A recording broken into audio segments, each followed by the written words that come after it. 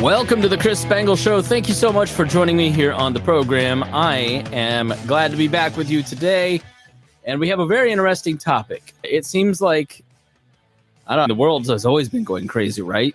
But at the center of the world has been the United States for a long time. And there seems to be some new, fresh threats to the U.S. world order. And today we're going to discuss a little bit about that and how Americans can find some solutions to protect themselves and our economic standing. And my guest is Benjamin Khoshbin. Did I say that right? Khoshbin, but Khoshbin. Okay. All right. I even asked you before. Yeah. No worries. All right. I am infamously bad at names. My listeners are not surprised when they saw your name in the title and went, oh boy, how's he going to mangle this poor man's name? Benjamin Khoshbin is a contributor to Young Voices, and I'm really impressed with the article in National Review that I read, Why Friendshoring is Key to Countering China and Russia. Now, maybe since you wrote that article, I don't know if this was before or after, but Z goes to Russia, I think it was, and they're saying goodbye, and they're just besties now and shaking hands, and this will be very productive. Was this written before that took place? It was written before the official visit, yes, but written shortly after those approaches had been made, shoring up that alliance, saying it was a quote-unquote no-limits partnership. I remember seeing pictures from that particular visit of Xi and Putin drinking vodka together and cooking. Looked like they had a nice meet cute almost, which is bad for the Western world and bad for the US, but I'm glad, I guess, that they had a nice time. But that's the whole purpose of friendshoring, is it's not just an economic policy, it's a national security policy. Yeah. Explain what friendshoring is. Let's define the word, and it'll shade and weave throughout the rest. So I wanted to get the definition out of the way right from the top. Sure. So onshoring is moving supply chains home to your country. That's not possible for everything. It's just not feasible. We don't have abundant supplies of certain critical minerals. It's quite expensive to do a lot of things here because of higher labor standards, environmental regulations, and because of supply chain logistical issues. So when you can't onshore it, you can friendshore it, which just means moving crucial supply chains to a friendly country, preferably one that shares our values, one that isn't directly aligned with our adversaries. Yeah, so what struck me about your article is it felt a little Cold War-y, if I can be critical. And I don't know if I'm being critical. It just maybe is what it is. That there is, I think, since the fall of the Berlin Wall, we have the end of history with Fukuyama, and the West won, and America will lead the New World Order into this global democratic capitalist utopia. And obviously that's receded. You've got Trump here, Putin, Xi, all across the world, really. You have a lot of nationalist movements taking place, and democracy is a little bit under threat. We're seeing a realignment now where it will be a little bit more like the Cold War, where you have this China, Russia, maybe even India, which is India may be a swing state in some of this stuff, versus Europe and America. But that may be Macron's comments this past week, coming back from meeting with Xi in China, was we're not going to follow the West. We're not going to follow the Americans. So is America alone in some of this, or where do you see things heading in terms of, is it just going to be a lot of moving players? Will America continue to lead, or are we facing some sort of like bipartisan Cold War? Yeah, that is a tough question. Obviously, I don't want to return to a Cold War, but unfortunately, that is just how great power politics work. When you have a unipolar world like we've been in for the past 30-ish years since the fall of the Berlin Wall, as you said, there's always another hegemon that tries to displace the unipole, in this case, the United States. So I think we're moving quickly towards a bipolar or maybe even a multipolar world. And I'm a firm believer that a unipolar world is the most stable, and I would prefer that the sole hegemon be the United States, because we're a small L liberal democracy. I'd really not prefer for an autocratic state with nefarious intentions to have equal or surpass us in economic and military power. So I think you're seeing that things that were emblematic of the Cold War, like proxy conflicts, are popping up and increasing in intensity, looking to Ukraine in particular. I think that this will be much different than the Cold War in that we can't completely silo off our economies from each other. We're far more interconnected now than we were, or we're far more interconnected with China than we ever were with Russia. I'm not necessarily advocating for a completely independent economy. I don't think that's even feasible. What I am advocating for is we should be independent on the things that matter most: energy, critical minerals, national security, materials that are important to and sensitive of national security. So things that we make microchips with that go into our stealth fighter jets, our aircraft carriers, those things we should have independent and secure supply chains of. And also things I didn't even mention in my article, like critical drugs, personal PE. We saw during COVID how exposed our PE and our drug supply chains are. So things that matter most. I'm not advocating that all of our, fertilizer or our iPhone cases should be made in the United States, because that's not necessarily economically feasible, nor are those items of significant national security concern. But the things that matter, we should have at home. And regarding Macron's visit to China and his comments on that, I think he's being panned, rightfully so, by other European leaders. They don't see Macron as the leader of Europe, saying, why is Macron presuming to speak for us? There's no European army, even though Macron has in the past advocated for one.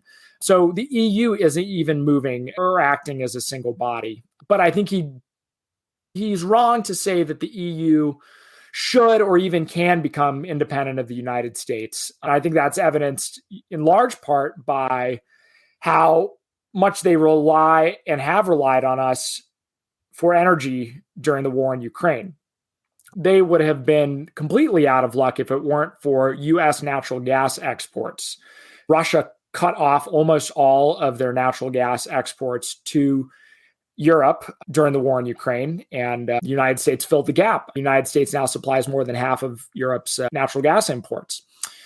They're also lucky that last winter was unseasonably warm. That really bailed them out, but future ones might not be. They might have a very cold winter, and they might be coming back to us for help. And unfortunately, I think that because you have such a segmented energy policy across the European Union, I just saw that Germany today said that they are going ahead and closing their nuclear plants, which doesn't spell well for them. Yeah, it doesn't. What? Yeah, I know. Okay. What? Yes. Did they watch Chernobyl and just get spooked? Because that happened to me. I'm big on nuclear, and then I watched Chernobyl on HBO, and I went, no, no, thank you. But I get the spookiness of Fukushima and 3 Mile Island, and you can have a major catastrophe, but you mentioned in the article some alternatives because uranium, I was surprised at how much uranium we get from Russia, but there are other alternatives to just massive nuclear power plants. Can you talk a little bit about those and why we need to spin up uranium here in America? Of course, I guess you could call them boutique or bespoke nuclear power plants, which are site specific. They aren't created in a factory. You choose your location and you build it there, and it's totally uniquely licensed. That's the past. The future are nuclear reactors called SMRs, small modular reactors, microreactors are another name for them, which are built in factories and transported to their eventual home. You can think of these like the reactors that are in our nuclear subs or our nuclear carriers. They're much smaller, but it's still the same fission process. They're much safer because of advanced passive safety features. They're much cheaper to build because they're built essentially in a factory on an assembly line, and you don't have to license each one individually. The issue, however, being that they require a different grade of uranium. So your typical large pressurized water reactor requires uranium fuel that's enriched to about 5%. An SMR requires fuel that's enriched between 5% and 20%. And that's called HALEU, HALEU, which is high assay, low enriched uranium. Now, unfortunately, all of the HALEU in the world is currently produced by Russia. They have literally 100% of the HALEU supply chain. That's not great. China is the only other country that is able to produce commercial grade HALEU right now. Now, the US is working on it. We're working with US and foreign partners to begin spinning up HALEU here in the States. I don't think that'll be ready till at least the end of this decade. But apart from HALEU, we just need to start mining more uranium domestically. We used to. Back in the 70s and the 80s, we produced almost all of our own uranium. But a confluence of environmental concerns and the fall of the Berlin Wall and cheap uranium from Russia and Kazakhstan, other former Soviet bloc countries, flooding US markets, made it no longer feasible or really practical to mine our own uranium. But now, because of national security and economic security concerns, I think that there's a compelling case to start mining and enriching more of our own uranium, or having our allies do it. Australia has the world's largest uranium reserves, but they don't mine it. They do mine it, but not as much as they should be, in my opinion. I think they're only fourth or fifth in total production. Kazakhstan is first in total production. And I think it's an imperative. Not only will it bring jobs back to America, but it'll ensure that we're not vulnerable to uranium supply shocks. Did we somehow get recreational backyard nukes like my libertarian dreams, and I just didn't notice it? What in the world, Benjamin? So I was at a dinner with the in-laws, who are all very well-versed and libertarians, and we were having a conversation a little bit about environmental standards. Is that something that hamstrings us? You seem to follow this a little bit. Our consensus was, of us non-experts who just read libertarian memes, was we're getting fooled with all these environmental standards because we agree to all these Kyotos and other environmental standards. And then China and Russia say, yeah, sure, we're on board too, and then never follow it. And so these Western countries are not developing their own resources and still relying on other countries like uranium. Australia and the United States probably aren't doing it for environmental reasons. Where's the balance between protecting the environment, maintaining safety standards here in the United States, protecting ourselves from climate change, preventing it if we can, versus being competitive? So I think the number one, in my opinion, roadblock to not just clean energy in America, but infrastructure and just building things, period, is NEPA, the National Environmental Protection Act. And NEPA is like the Magna Carta of environmental law in America. It prescribes a mandatory set of steps that every federal agency has to follow when approving a project, and it requires mandatory clean water, clean air review, ensuring that it's not impeding on land rights, on endangered species, different biomes, everything under the sun. And it was well-intentioned. It is important that I'm a conservationist. We should protect our natural landscape and different species that live among us. But NEPA is far too onerous. There's absolutely no limit on how long these reviews can take, and the average review can take upwards of 4 to 5 years. There's also no limit on injunctions that can be filed by environmental activist groups. So groups like Greenpeace or Sierra Club can just continue throwing lawsuits at these different projects and keep them held up in court perpetually. So there's been a lot of pieces of legislation. Last year, Senator Joe Manchin proposed some NEPA reforms that would have cut down that environmental review process to 2 years, I believe, and the injunction window to 120 days. That would be great. It would mean that we're not allowing, whether it's a pipeline or an offshore wind project, to be held up for 5 to 6 years only to get a no. And unfortunately, Democrats, not all Democrats, but I would say progressives mainly, are not in favor of clawing back any of NEPA's protections, but they fail to understand that the main concern, I think of things in the aggregate. I think of climate change and emissions in the aggregate. Emissions are the biggest impact. So if you want to lower emissions, you need to build more clean energy. Right now, clean energy looks like wind, solar, nuclear, and natural gas. Natural gas is relatively clean. It's about half of the emissions as coal. It's extremely cheap. So it's a great transitionary fuel until we're able to have, or if we're ever able to have, a total clean energy grid. But I'll tell you what, we're never going to have a total 100% renewable grid. And I think you're seeing right now the issues with renewable energy. There are tons of cases. I'm trying to remember, it was maybe in Ohio, where a farming community objected to a new wind turbine project because of all the land that it would take up. And that's one of the big issues with wind and solar is they have some of the highest land use to energy production ratios because they just take up space. But nuclear has the lowest land use to energy ratio because uranium is so unbelievably dense in terms of the amount of energy that it can produce from just a small little nugget of uranium. Yeah, I think we just have to think about things in the aggregate. Do we want to just sit here and twiddle our thumbs and not let anything get built, or do we want to allow America to start building again? Yeah, that's having been through the wind fights of Newcastle, Indiana with our friends out at Lost Hog of Liberty. I'm skeptical that big power nuclear reactors could be built in a place like Newcastle when they're not going to accept wind. And the NIMBY problem seems just as strong, if not stronger, than maybe some of these environmental groups. I want to read a passage getting back to friendshoring as we start to close out here, but I'm going to read a passage from your article at nationalreview.com. The world remains dependent on our rivals for energy and critical minerals. China accounts for 85% of rare earth metals processing, 60% of the world's lithium refining, and 3/4 of the lithium-ion battery production. Your laptop battery.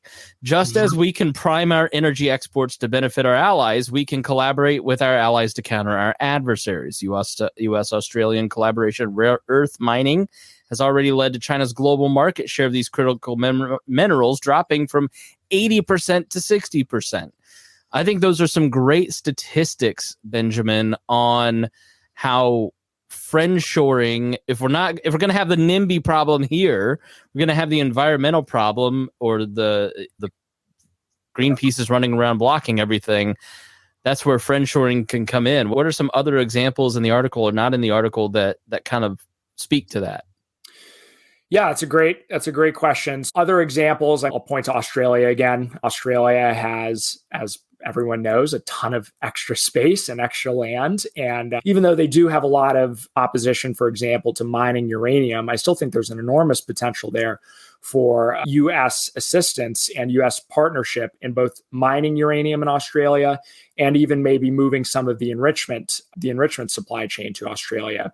Other examples, you're seeing it right now. I guess this is more an example of onshoring, but everything that we've done to move chip manufacturing here to America with TSMC building a factory, I believe it's in Arizona.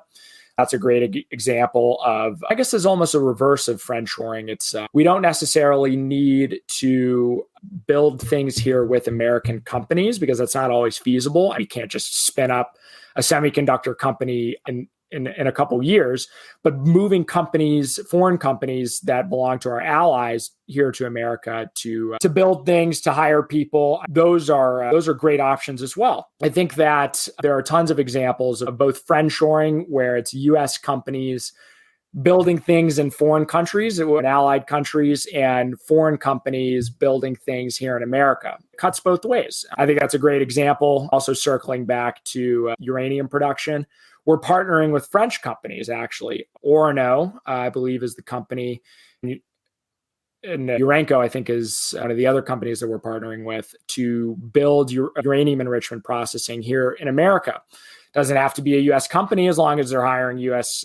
employees and they're based here in the U.S. And that means we have a strong grip on that supply chain. I think I don't want to sound, and you don't think that I am a protectionist by any means. I don't think that the government should or can control every aspect of the market. And I am skeptical of a lot of broad and sweeping industrial policy measures. But I think that this is targeted enough that it's not going to disrupt profits or the economy in any major ways. And I think the way that I think about it is it's a national security imperative. And maybe there will be some price increases in the short term. Everyone, who understands economics can see that. But I think that they'll smooth out over time, and that ultimately that's the price we have to pay to ensure that our supply chains are resistant to supply shocks and that we're able to counter our adversaries as well.